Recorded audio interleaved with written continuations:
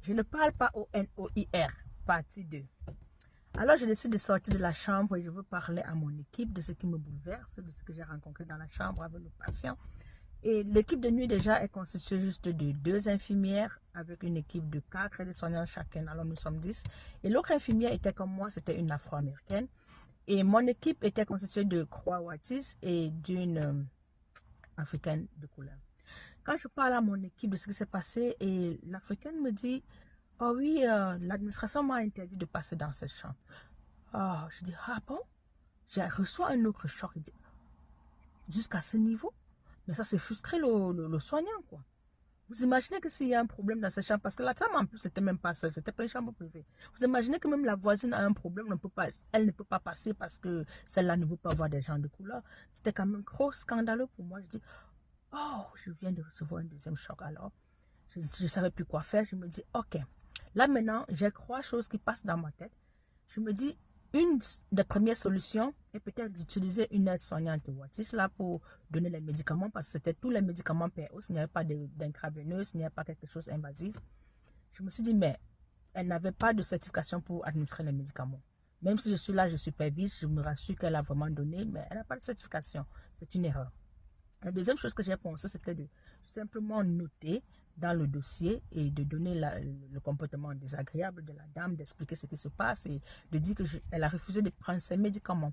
Mais là encore, je ne voulais pas le faire parce que je devais la priver de ses médicaments, non seulement ça, mais aussi c'est une patiente, comme je vous ai dit dans la première partie, qui peut faire des crises. Là, elle a la tension à 17 et puis elle est très anxieuse pour la nuit, elle ne veut pas dormir, quoi. Donc voilà, j'ai dit non, je ne peux pas faire ça, sinon moi aussi mon travail ne serait pas bien toute la nuit.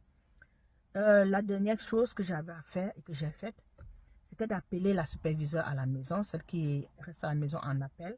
J'étais de l'appeler pour qu'elle vienne donner ses médicaments. Et quand je l'ai eu au téléphone, elle était un peu hésitante. Là, elle me dit, bon, oui, voilà, ce sont des médicaments POS. Oui, c'est vrai que la patiente est un peu chiante. Voilà, c'est connu et tout.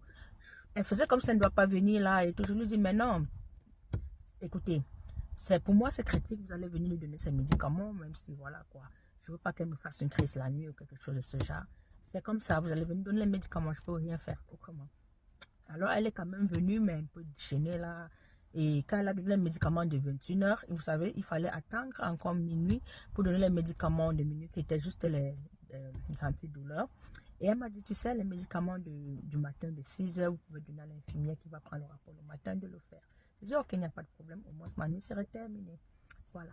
Quoi. Et pour cela, je me suis quand même sentie que c'est une situation très embêtante parce que je sais que les patientes ont le droit, ou bien les patients sont rois, comme on dit souvent, mais ils ont le droit de choisir leurs soignants, oui, mais si c'est privé, par exemple, si tu veux les soignants à domicile, il n'y a pas de problème, vous avez le droit de choisir qui vous voulez à domicile, mais quand c'est dans un milieu public, un hôpital, je pense quand même que l'administration devait prendre ça au sérieux et ne devait pas mettre les patients au-dessus des soignants dans ce sens, parce que là, c'est quand même frustrant pour nous les soignants, quoi. Je ne sais pas ce que vous en pensez. C'est quelque chose que s'il y a l'administration ou bien des personnes qui décident sur cette vidéo, je pense que c'est quelque chose à réfléchir. Si le patient, il faut éduquer les patients et insister là-dessus, surtout quand le patient refuse ses soins à cause de la couleur. Pour moi, je pense que c'est très grave.